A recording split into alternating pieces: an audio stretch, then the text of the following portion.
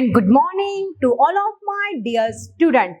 Welcome this new video lecture with the new concept of the physics with your KCR ma'am. So let's start बेटा आज का नया topic in case of the foundation of physics.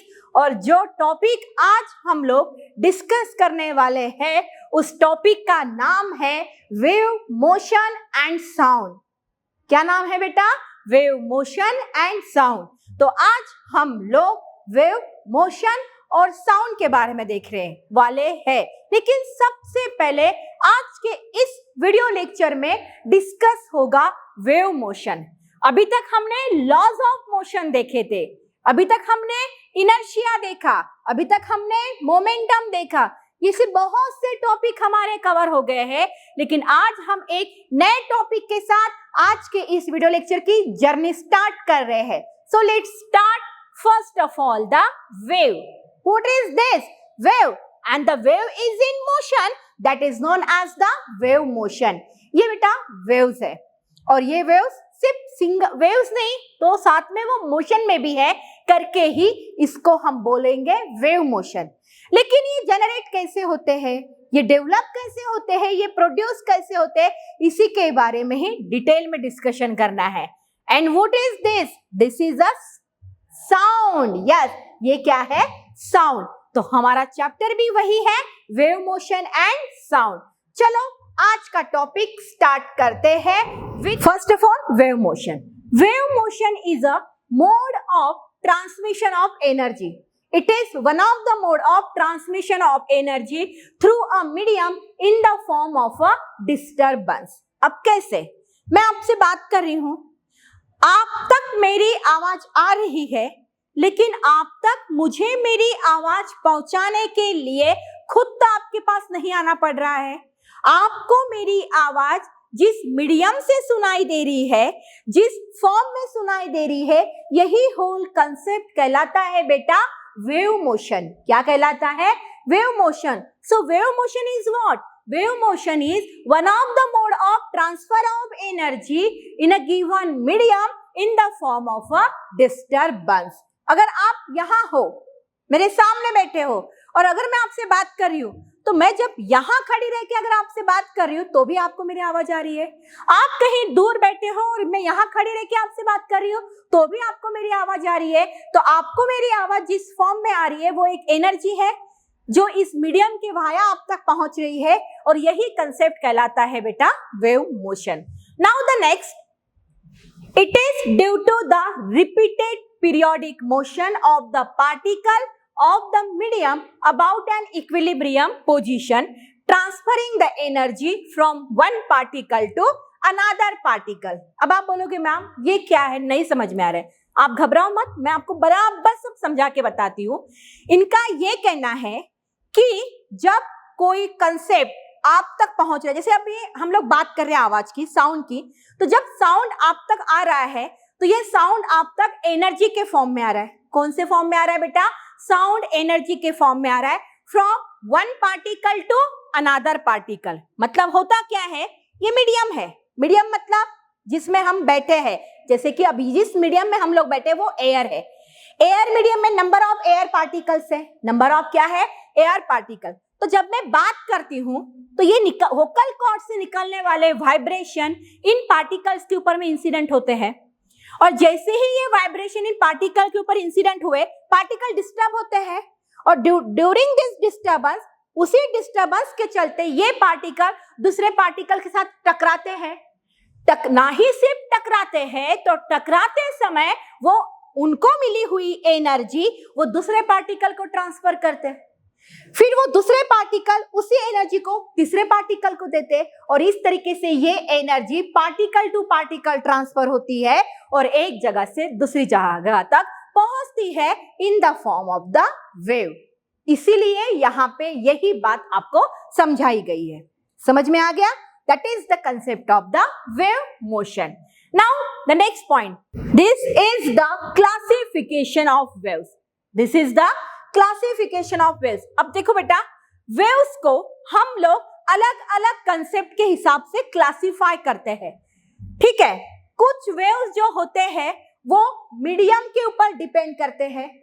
मतलब कुछ wave खुद को propagate करने के लिए मीडियम के ऊपर ही डिपेंड रहते हैं, तो कुछ waves depending upon the direction of vibration, कुछ waves depending upon the medium requirement, medium पे रिक्वायर्ड करते हैं, तो कुछ वेव डिपेंड करते हैं डायरेक्शन ऑफ वाइब्रेशन के ऊपर। उसके बाद जो वेव्स मीडियम को रिक्वायर करते हैं, जो वेव्स मीडियम को रिक्वायर करते हैं खुद के प्रोपोगेशन के लिए, वो है मैकेनिकल वेव्स, वो है इलेक्ट्रोमैग्नेटिक वेव्स। कौन से waves? Mechanical waves and the electromagnetic waves. और जो वेव्स खुद के प्रोपोगेशन के लिए डायरेक्शन ऑफ वाइब्रेशन पे डिपेंड करते हैं, वो है ट्रांसवर्स वेव्स और लॉन्गिट्यूडिनल वेव्स। कौन से वेव्स बेटा? Transverse waves and the longitudinal wave. So this is the complete classification of waves. फिर से एक बार क्लासिफिकेशन ऑफ वेव्स को किस तरीके से क्लासिफाई किया है वो समझ लो। बहुत सारे टाइप्स ऑफ वेव्स है जो मैं आपको बताने वाली हूं, लेकिन उसके पहले उनका बाइफर्गेशन समझ लो। कुछ वेव्स खुद के प्रोपोगेशन के लिए किसके ऊपर डिपेंड करते हैं? मीडियम के ऊपर। जो वेव्स मीडियम के ऊपर डिपेंड करते हैं उनमें आते हैं मैकेनिकल वेव्स, उनमें आते हैं इलेक्ट्रोमैग्नेटिक वेव्स। बाद में फिर हम लोग अपडेट वर्जन भी देखेंगे इन वेव्स का। जो वेव्स डायरेक्शन ऑफ वाइब्रेशन पे डिपेंड करते हैं खुद के प्रोपोगेशन के लिए, उनमें आते हैं ट्रांसवर्स वेव्स और कुछ है लॉन्गिट्यूडिनल वेव्स। ठीक है, तो इन सभी के बारे में हम बारी बारी देखेंगे। तो चलो सबसे पहले स्टार्ट करते हैं हम लोग मैकेनिकल वेव्स के बारे में। किसके बारे में बेटा? मैकेनिकल वेव्स के बारे में। Mechanical waves are those waves which need a material medium, which need a material medium for their propagation, for their propagation. For example, water waves, for example, sound waves. Mechanical waves ये वो waves है जो खुद के propagation के लिए medium पे depend करते हैं। अगर मीडियम है एयर, वाटर, जो कुछ भी, whatever it may be, तो ही ये वेव्स आगे में प्रोपोगेट होंगे, अदरवाइज ये वेव्स आगे में प्रोपोगेट नहीं होंगे। वो कहलाते हैं मैकेनिकल वेव्स। मैकेनिकल वेव्स में आते हैं वाटर वेव्स, मैकेनिकल वेव्स में आते हैं साउंड वेव्स। देखिए ये कौन से वेव्स है बेटा? Sound waves. And sound waves depends on the propagation of, yes, depends on the for their propagation on medium. वो खुद के प्रोपोगेशन के लिए किसके ऊपर डिपेंड करते हैं? मीडियम के ऊपर डिपेंड करते हैं। अब आप बोलोगे मैम कैसे? सुनो, एक प्रैक्टिकल करना। एक रूम को सभी उसकी विंडोज, डोर सब बंद कर देना, एग्जॉस्ट वगैरह सब बंद कर देना, और उस रूम में आप चिल्लाते बैठना, चिल्लाते बैठना, चिल्लाते बैठना। उस रूम में ही आपकी आवाज आपको आएगी, वो आवाज रूम से बाहर नहीं जाएगी। लेकिन जैसे ही आप उस रूम की कोई खिड़की, कोई दरवाजा ओपन कर देते हो, वैसे ही आपकी आवाज तुरंत बाहर निकल जाती है। That means for the propagation of the sound wave, medium is required. And sound wave is one of the example of mechanical waves. Water waves is also, ये कौन से waves है? Yes, ये है water waves. Water waves is also depends on the medium. ठीक है, जहां medium नहीं है वहां पे वाटर वेव्स डेवलप नहीं होते या फिर वाटर वेव्स प्रोपोगेट भी नहीं होते। तो ये किसके बारे में बताया मैंने आपको? मैकेनिकल वेव्स के बारे में। तो मैकेनिकल वेव्स ये वो वेव्स है जो खुद के प्रोपोगेशन के लिए किसके ऊपर डिपेंड करते हैं बेटा? मीडियम के ऊपर डिपेंड करते हैं। और इसमें कौन से बताया मैंने आपको? Sound waves and the water waves. चलो नेक्स्ट है बेटा इलेक्ट्रोमैग्नेटिक वेव्स। कौन से वेव्स बेटा? Electromagnetic waves.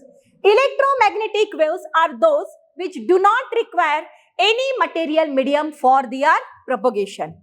इलेक्ट्रोमैग्नेटिक वेव्स ये वो वेव्स है जो खुद के प्रोपोगेशन के लिए मीडियम के ऊपर डिपेंड नहीं होते।